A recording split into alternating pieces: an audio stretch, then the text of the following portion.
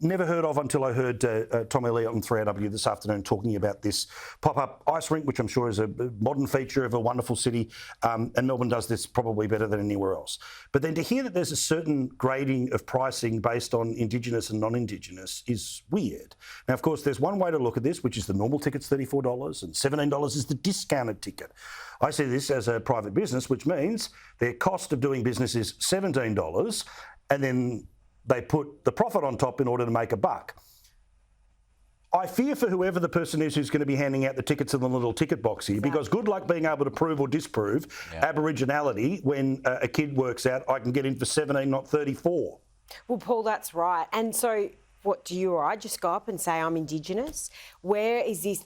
I think this is a taste for the Australian public to pay attention to this story, because I think this is what we could see more of, depending on what the nation votes with the referendum coming up. But I think that's a frightening situation where they're going to say, OK, depending on your race, you'll get a discount. And what happens if someone goes up to them and says, look, I'm Indigenous, and they think, maybe you're not? Imagine. Then what happens? Imagine, exactly. This is just fraught with danger. But it's this thing where, again, I understand the goodwill meeting that turned around and said, well, let's make sure that we can have greater diversity on the ice, so therefore the threshold for entry will be da-da-da-da-da.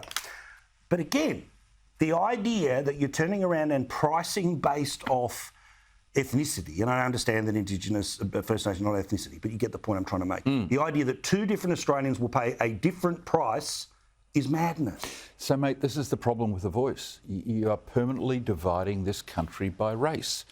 Do we want to be a country divided by race in our constitution, and things like this flow from it? It's not it's un-Australian the way you know we're a nation where we try to treat everybody equally. Born here, born overseas, migrant, whatever, young, old. We try and treat people in their daily lives equally. And this is just another example where Australia's being divided by race, and it shouldn't be happening, mate. Well, also, it's this thing where, for those that are the strongest advocates of yes, all right, and you sit there and every time you try to go, I'll hear this out, I'll hear this out, I'll hear this out, I'll hear this out, right? And then you see what the practical outcomes without such a body are starting to become.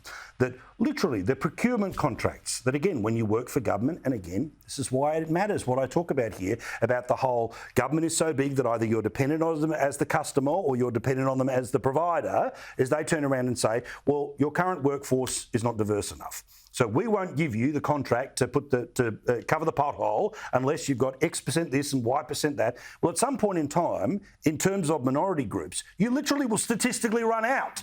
If there's percentages of boards and percentage, all the rest of it, right? There is only so many people to go around. But watch these changes start to happen, because this is the stuff that is going to be problems for Albo, and I'll have more to say about that in the next little while.